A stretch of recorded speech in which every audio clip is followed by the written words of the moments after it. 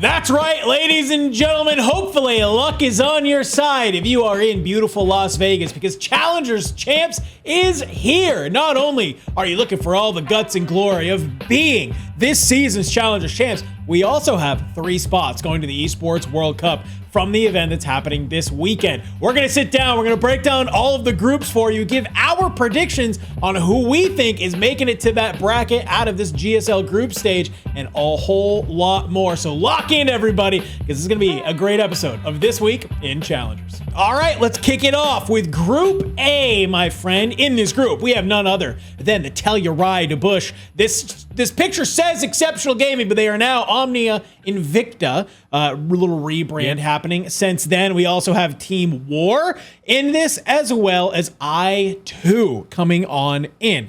So let's just talk through each of these matchups here, Andy, and just do our little bit of predictions on how we think each of these matchups will go. Let's start at the top. Well, kind of quick and easy, my friend. Telluride Bush versus I2. This is no slight against the I2 team, but the Bush are looking good against some of the best in Challengers, and even in some scrims, man, against some CDL teams as well, kind of holding their own. I2, unfortunately, coming to us from one of those expansion regions. Maybe an upset.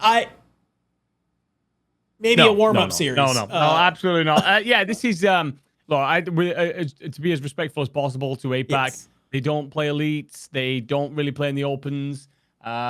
And what we do know about this team is relatively little.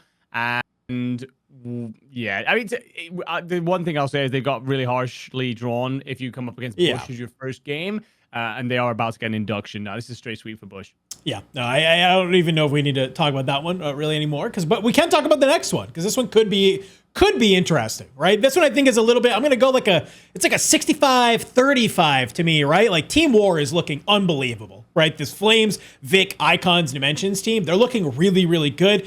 We kind of talk in Call of Duty a lot, right? Of like, are you peaking at the right time? This team feels like they're peaking at the right time. We've had our gripes with this French squad of Linz, Cobra, Brezzy, and Mighty, but it is LAN. And the one thing I have come to learn, Enigma, that I'm sure you obviously subscribe to this, is that you can never count out the EU teams on LAN, because there's this little moment sometimes where once they realize they're shooting on ping, it is a whole hell of a different story here, where you get a little momentum, you get a little gas. We could see them maybe Neslo, maybe potentially some kind of crazy series come on out from them. I don't think it's necessarily a 50-50. I do think Team War can come out swinging in this one and should get it done, but I don't think it's as clean as the Bush I2 game that we just talked about. No, I agree. I think you're being a little kinder than I would be. And, you know, I've been on the ass of this team all year long. They've looked so miserable. But yeah, I mean, look, Team War, they get 4th in Paris. And Exceptional, I think it was like top 12 in Paris. So when you think of it like that, it's like, all right, well, you're right about the whole land buff situation, but Exceptional Gaming were literally a home team being in France and still, you know, considerably outplaced by the squad they're about to come up against. This Team War roster, by the way, great to see Team War back in with the branding and everything else. They were all a mainstay once upon a time in Challengers. They kind of walked away for a bit, but, you know, just kind of back around a little bit. Lovely to see. But yeah, ever since they brought Icons in for Rispy, that inconsistency seems to have left them, and they now look great. They're a fantastic unit, and I think they take this one. I'll give it a 3-1. Sure. All right. Well, let's talk about the matchup that would then ensue after that between the Telluride Bush and Team War then, okay? Because now we're getting into the juicy bits, I feel like, because this is not as clear-cut as I think as people would like to think, right? I mean, let's think back to the Elite Four in some of those group stages. I believe these two teams played against each other, didn't they, when they were underneath Cabal? Am I mistaken? No, they did. Yep. So Bush beat Cabal twice to win the Elite, and I did the Elite Four phrase. You're going to throw me off. I'm thinking Pokemon references. Cabal did beat Bush 3-2 in the groups, though. Yes. However, what I will say, ever since that change, these two did actually play each other in Paris, and Bush, beat War 3-1. So I still lean Bush, sure. But I don't know. I'm wanting this one to go game 5. I agree. I want it to be right down to the wire, because we got 2 really good teams here and we want to see them at the best. But like you brought it up, though, these teams have played a lot, and sometimes we've seen that when you have 2 teams that have played each other quite a bit, you get a lot of info. You have a lot of VOD that you can go ahead and review, right? That maybe you can go ahead and maybe pick up some tendencies and stuff from some previous matches that you have and maybe come out swinging here, right? Feels like this is one of those series that might come down to map set, right? Like who's going to get the maps that they're most comfortable on? Have you prepared for these maps? Do you understand how your opposition wants to play on those? I'm right there with you. I would love to see us go to game 5. I do have the Bush kind of taking down Team War in that one. But with that, I think it's very pretty clear here that we don't even have to talk about who wins between Exceptional I2 because I don't think either of those teams are beating Team War, right? So I think if you're Bush or War looking at this, you're like, okay, yeah, we're going to have to fight each other, but like we're probably both making it out of this group very easy. Yeah, Exceptional will beat I2 for me. If they don't, then it is time to hang it up, gentlemen. But I think that Exceptional will play War then in the losers finals of this group. Round 2. And then you end up with don't get me wrong, like you can have moments sometimes where like War come off the back of a loss, Exceptional come off the back of a win. I'm expecting it to be a bit of a drubbing. Could be interesting, but Exceptional Gaming have to come out the blocks hot. Otherwise, this is War all day. And that's where I'm leaning. Those two come out the group. All right, let's talk about Group B now here, my friend. This is where we get a little bit more of that EU representation. So not only do we have the hottest team, it feels like in Challengers right now, in Omit EU, they're going up against some of their brethren there. And this says Sladino. This team has now changed names to now being TPC or TP Circuit that is there. And also, we're not going to get into it, but there is a substitute that is having to happen. Disarray will not be playing at Call of Duty Challengers Champs. And Booger has now subbed on in for that team as well. So it'll be Kez, Slade, Hessian, and Booger. I would like, you know what? Maybe I'll go your route. I'll go a little bit more realist in this one. Omit EU looks lights out. This team is so gross. They are really, really good. You now have a team that is literally playing with a last second stand-in, and you barely got here anyway. Do we need to talk more about this first match? Yeah, I mean, I get the impression that, Kez and Co probably took a look at their opening match and went, crap. Look, it's over you. Look, Aspect and Denza are great players, but Ethan and DK are the fucking truth. Like, they are so good. If they are not in the CDL next year, I don't know what we're doing. So, yeah, the Omit EU 3-0 this. Sorry, TPC. It might be a rough ride for you in this one. You got the group of death. You did. This is we were talking about it on stream last night here, and we were looking through some of these, and this is the group of death, 100%, because let's talk about this other one. We're still winners round 1. Torn Huntsman. This is actually a 50-50. And I'm actually almost leaning in the favor of Torn. It feels like, just given how they've kind of been playing, right? We haven't really seen this Huntsman roster really kind of fully, I think, gel just yet. They've had a little bit of time too, though, right? Kind of rife with some roster changes, things like that. Obviously, when you're in that Optic camp, you do have one of the biggest buffs and challengers in that, well, you can scrim a Optic Texas team if you want to, right? To maybe get some reps underneath you. Even though you might be getting shellacked, it's still playing against that level of competition. It's a great way to kind of trial by fire, right? Get yourselves there. And I wonder if the Huntsmen have been able to do that when they're coming in here. But I got to say, this Torn Esports, when you look at Paris, when you look at a couple of these other events that have been happening, it's like they've been looking very, very good. Give me your spot check on this one, man, because I think this could really go either way. Yeah, I'm leaning Torn. I am leaning Torn just based on recent form. I think Huntsman, obviously, they were brilliant through the first stage when you and me got to cast them in detail. And I just wonder if too much of that is still living in my mind a bit about how good they are, because the results since then, they've been they get the top 6 in Atlanta, but then it's the top 12 in Paris. They've been kind of all right in the elite, second in 3 and third in 4. But I don't know, man. For me, it's like, we look at this Torn roster. Obviously, you get second in Paris, and it wasn't just you got second in Paris. They took on like pretty much every big team at the event and tore them apart from Bush. Not Bush, Omit. I think that you end up in a situation where, as well, if you are Torn, you've got 2 rookies there in Mince and TK, right? Yeah. And it takes those players sometimes time to get going and figure things out. It feels like they've kind of hit the right time here to kind of find all those pieces and put them together. So yeah, for me, I think this roster take it. I'll give it a 3-1, but I'm pulling numbers out of a hat there. I just feel with the Torn form right now, they can't be stopped. And I think the other thing, too, that I do think is a little bit of a thing we have to note as well with this Huntsman roster, this is a lot of LAN experience on this team as well, right? We've seen that before where they're going to sit down in those setups. They're going to be comfortable. They've been here time. Every single one of those players has played 10, 20 events on LAN at this point, yeah. right? Yeah, so much. So they're going to be fine. Sometimes you can get those jitters, right? It's Call of Duty Challengers Champs. For some of these players, this is maybe their first time getting paid to get flown out, right? They're getting flown out. They're getting put up. They're in Vegas. Oh my God, right? Like, sometimes it could just be the lights can be too bright, right? I agree. And that could be the thing. And I think there's one thing that we know about the Huntsman roster. They can come out swinging. And if they, hot map number 1 and a hard point, they're going to ride that momentum and really, I think, test Torn in that kind of series, though.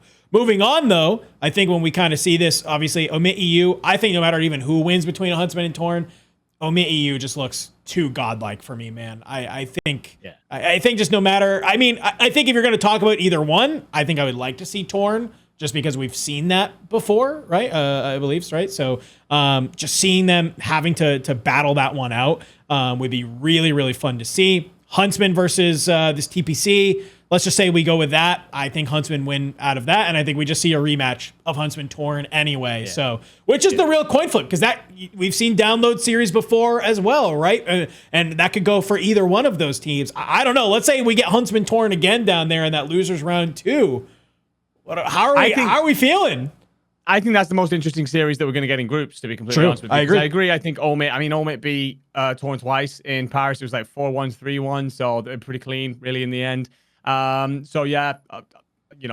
see off TPC. But I think you're right. So we have like Torn, we think are coming down off the back of a loss from Omit EU. Huntsman are coming off the back of what we think is going to be probably pretty comfortable win against TPC. Obviously, those ebbs and flows have proved to matter in the past. But you're right about the term download series. And chat, if you're unaware about what that is, it is you played a team before and you learned from them what they did, how they looked on certain maps, how they played certain rotations, etc. Was there a flanking player or was there this kind of setup, a pinch play? And you kind of adjust into the next series and it gives you the advantage. So depending on who wins in the first series between Huntsman and Torn, I think you might get the entire flip reversal when you get to that losers round 2. I'm still going to lean Torn just because we haven't seen a single map played just yet, but would I be surprised if Huntsman come out of this? No. I just think for all of the teams involved, again, group of death is a tough place to be. I think what you're going to see is if that first series goes to a game 5, I actually think Huntsman will take the second series that's there. Because I think they're going to really see everything. But I think if it comes out hot and they might get shaken a little bit. If it's a 3-0 from Torn in that first series, and then they can be like, well, that was weird. And then they go and they maybe play TPC, and let's say TPC maybe takes a map or 2 off of them. And even if they win the series, they could just kind of be like, oh, we thought we were going to smoke both of these guys. And now you don't have that confidence that's there in Torn. Like you said, might be coming off of a loss to Omit EU. They go, yeah, we've been here before, literally twice within the last month. At this time, so like, whatever, this is fine. Just get us back in that match. So I think there's a lot of variables here, but I mean, Group of Death, Group B, going to be the most fun to watch, that's for sure.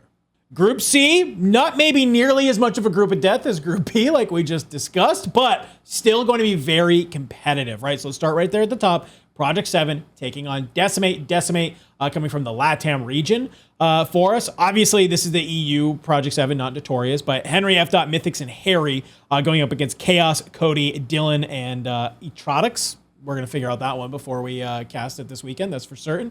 But either way, kind of similar to what we talked about with APAC earlier. Now I have more faith in the LATAM team because LATAM just has more Call of Duty to be played, right? They can actually scrim some North American teams if they do choose to. I think there's also just more competition in that region when it comes to Call of Duty that they might be able to play against. But we have obviously this Project 7 team is looking very, very solid. They had a great run at Paris. They did pretty okay there. I feel like this round 1 for them, I don't think it's going to be as clean. Maybe a little bit of an upset alert potentially if Project 7 comes out flat. But I think as long as they're on their P's and Q's and I guess give the respect that Decimate deserve, should hopefully be able to take the series without a sweat. Yeah, it's a weird one with this Project 7 roster because they've kind of sat in that gap that we expected them to most this year, right? One of the top European teams. Obviously, the emergence of Omit EU has kind of thrown a spanner in the works recently. They had a weird rocky mid-period of the season, really struggled to adjust into the NPC meta at points with Atlanta, but Paris top 8 is one of those results where they're kind of like, yeah, it was all right, but like we know we've got better than that. We should be up there further deeper into the tournament. So it's weird to see what kind of team's going to come out here, but yeah, I just don't see a world in which Decimate beat them, really.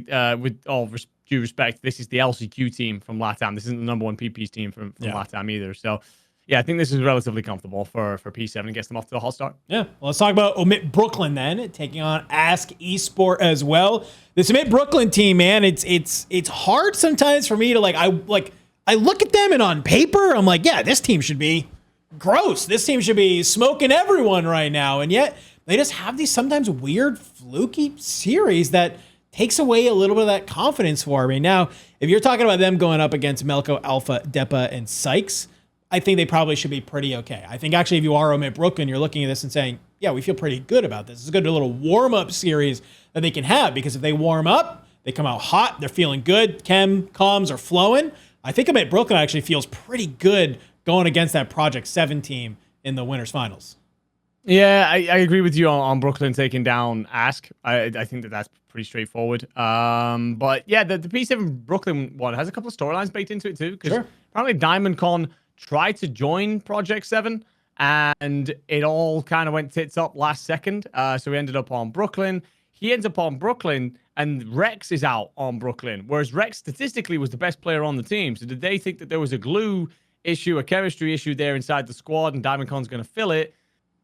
I don't know if I'm kind of vibing with that, because on Notorious he was seen as the weak link, and I think that a couple of people probably would have seen that one. So I don't know. It's a weird one. It's a weird team, but this does feel like this Brooklyn team has all year, in every iteration of it, felt like the ragtag bunch of leftovers from the top teams. It feels like pretty much every top four team. Yeah, it's weird. It's like every top four team has cycled these players through at some point, and then this Brooklyn just go, all right, we'll scoop you, and we'll scoop you, and then we'll scoop you, and just kind of put them all together. And they're still solid. They finished top 6 in pretty much everything this year. Exactly. They just kind of mash them together and go, fuck it, figure it out. And they do. I think they'll be a good team. I don't know which way to lean, honestly, in the Project 7 Brooklyn matchup. I might give it P7. P7 beat Brooklyn in Paris. So I think I'll lean P7 to take it, but I think it's going to be a doozy, a great game. Yeah, no, I'm right there with you. I think it is going to be a really good series to watch. That then brings us down to Decimate Ask. They're on that loser side. I know these are not two teams that we're super well versed in, but I mean, I don't know. I mean, how are we? I know I obviously recognize a lot of these names on the Ask, team that is there, but I just feel like I can never overlook a LATAM Call of Duty team, man. It's just, you just can't. You can't ever bet against them, because there's always this sort of randomness, I guess, and they always just play with such incredible pace that sometimes that's all it takes, just to kind of throw a team on their rocker and just kind of run them over in a series. Well, this is going to be kind of something that you may experience quite a bit actually in Warzone, weirdly enough, with the LATAM team, which is they largely have great gun skill and they largely play with a lot of passion. If they come out hot, they might run Ask over here, especially with Ask again coming off the back of a very difficult matchup previously that we're expecting there. Yeah. It's just it often comes down to the decision making. I feel like that translates not just from Warzone but into COD as well. So I think that this is going to be one of the better games in elimination round 1 for these groups. I see it being quite tight. I will lean Ask because I think the series gets extended out and they manage to get through the Decimate passion and honeymoon run at the start. But I don't know, man. This is this one is going to be a real tight one. I'll lean Ask. I'll stick with it for now. Okay, you lean Ask. I think what I was about to say is I don't know if it necessarily matters, right? Because then you're going up against either P7 or Omit Brooklyn, depending on how that upper side goes. And I don't know if I see either of those teams beating either P7 or Omit Brooklyn. Because I think that P7 or Omit Brooklyn probably goes to a game 5, right? It's probably going to be a nice, really good series to watch. And I think that no matter who loses that is now going to come in and they're probably really not going to be worried. Right? If they jump on down, they'll be like, all right, we just had this game 5. Okay, whatever. It's fine. We just have to beat one of these two teams and we're in. Right? And that's really the kind of the beauty of GSL is that you're going to have a really good game. If either of those teams win that upper bracket side, that's a lot of confidence for them, right? But if they lose, you still have that safety net. Hey, we still now can play a weaker, quote unquote, weaker team to then still try and make it into that bracket. I think that's kind of how I feel like this one's shaking on out.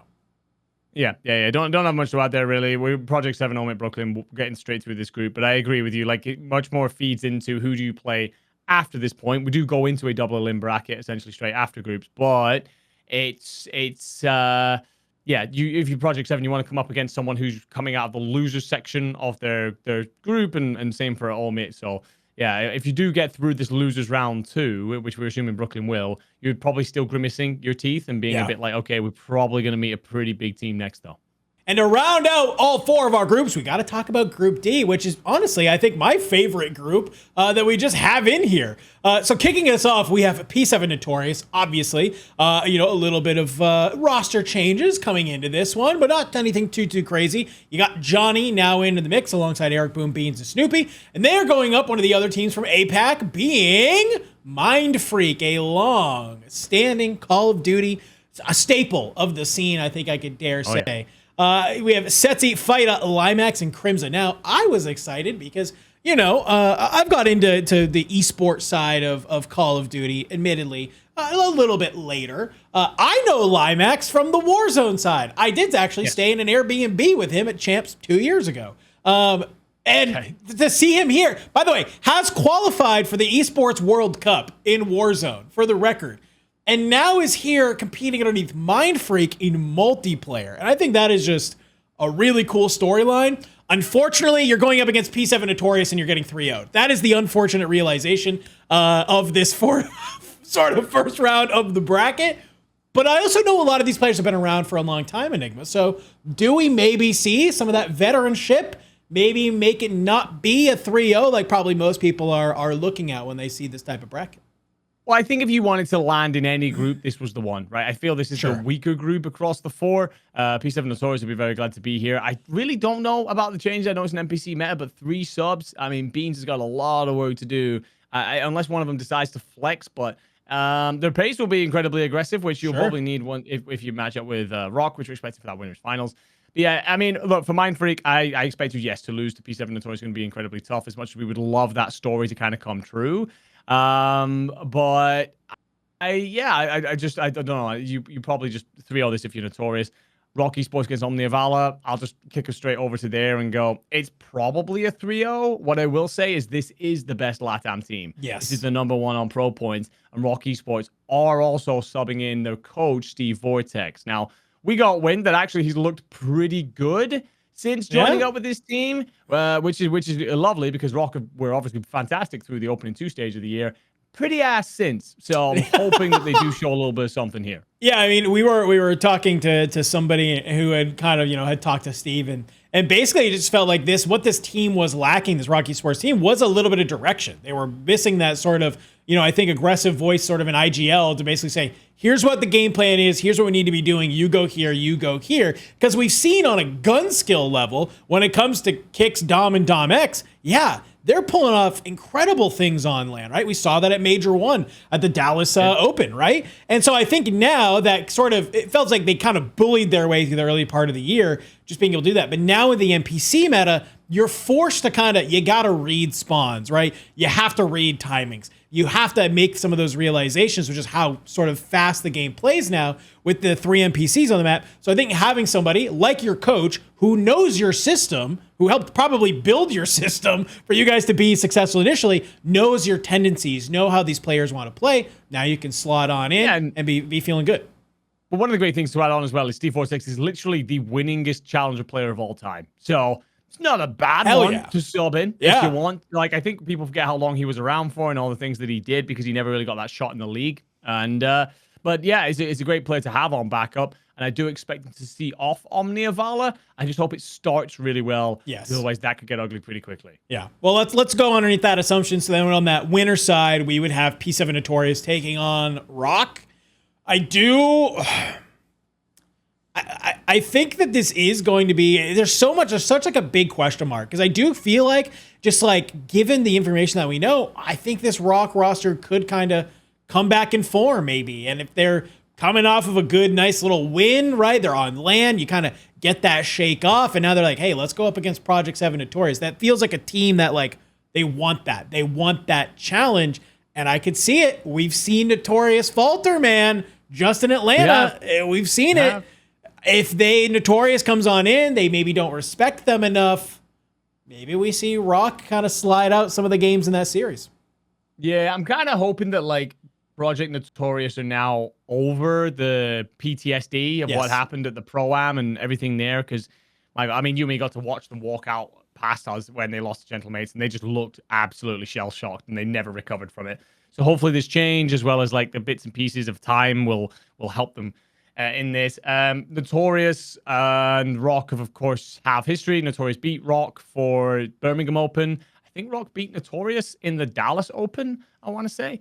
So the one thing I will say is a neutral. If anyone is thinking of which game should I be tuning into, if I just want to sit and watch, not necessarily main broadcast, but just like the stream itself, this will be ridiculous. There are basically 7 SMGs on this map that are going to run at everything. Because you got to remember, the way Rock plays like a wolf pack. They just sprint at everything. Their pace is insane. When the NPC meta, Notorious now have 3 SMGs outright.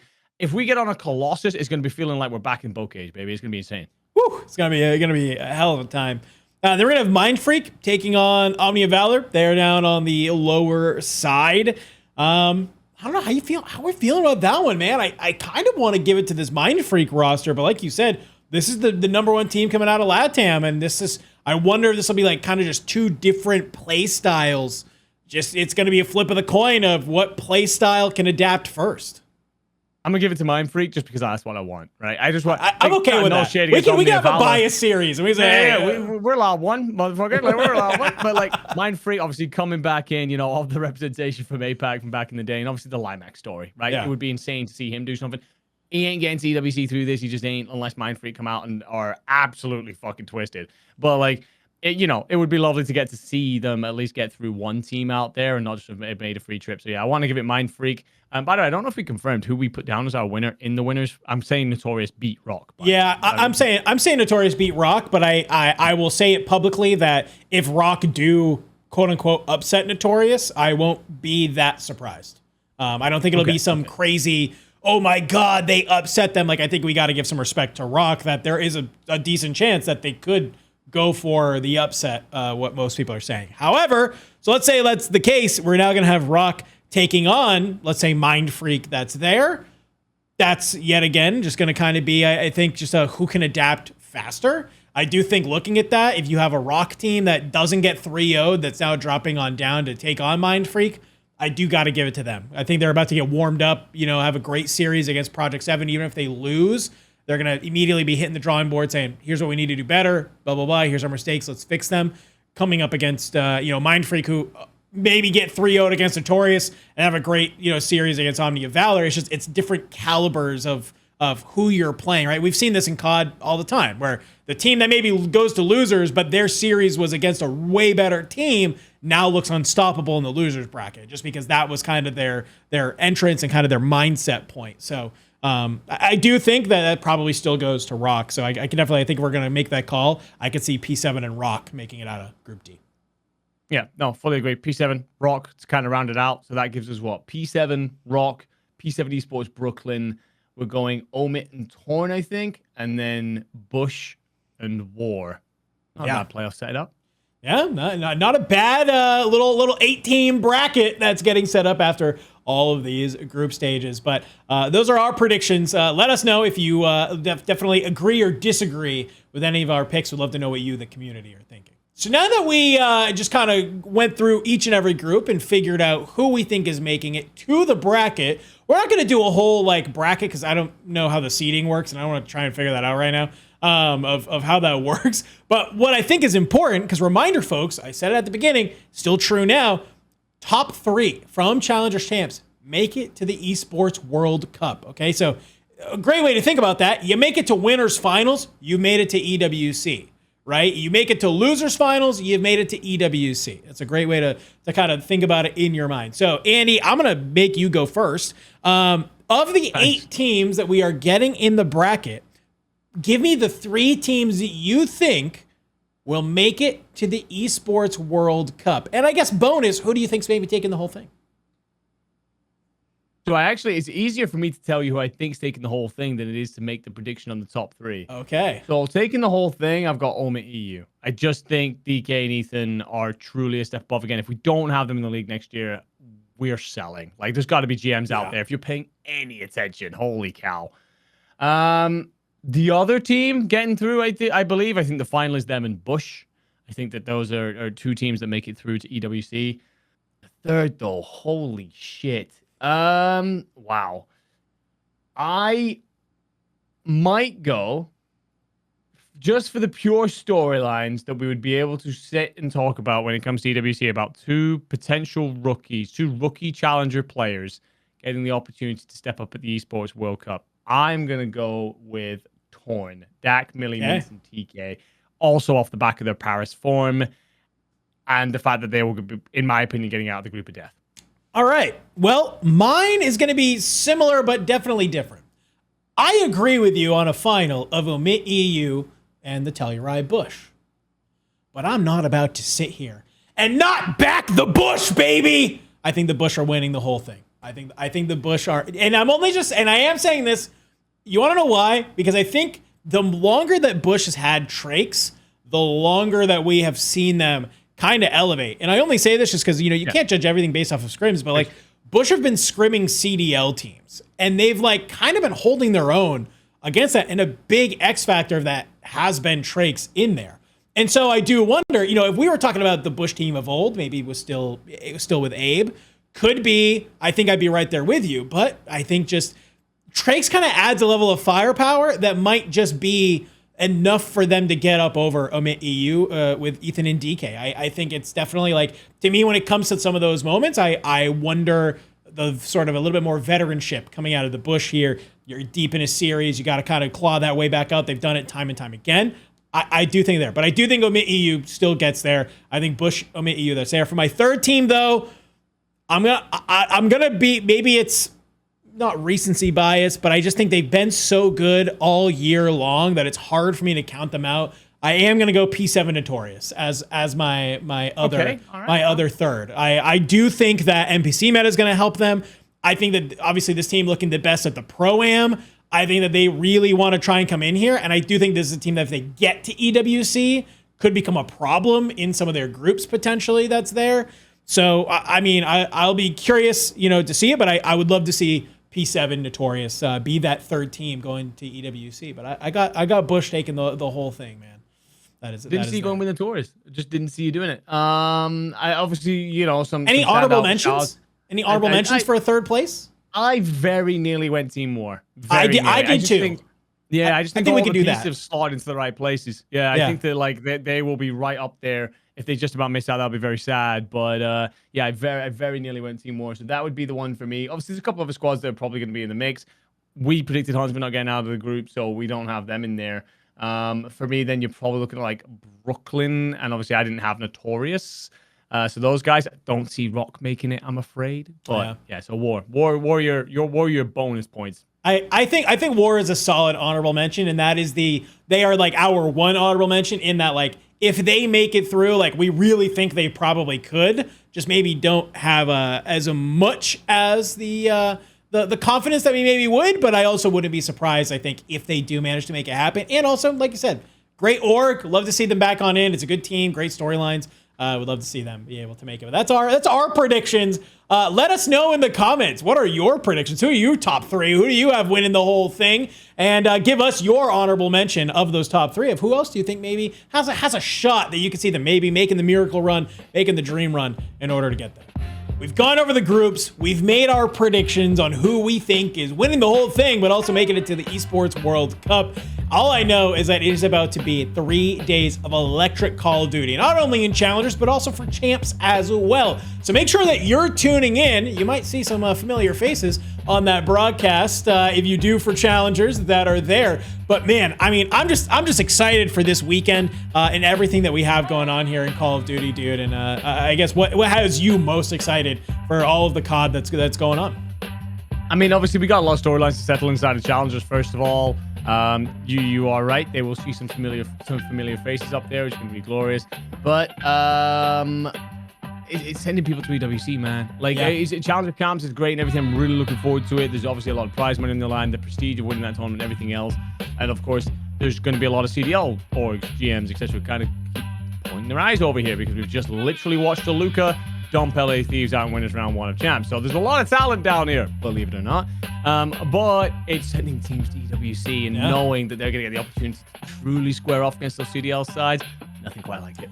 Well, chat, we asked you. Let us know your predictions. Who's making it out of groups? Who do you have winning the whole thing? Who would you like to see make it to the Esports World Cup? Make sure that you're tuning in to Challengers Champs this weekend because it is about to wrap up a fantastic week in Challengers. We love you. We'll see you in the next one.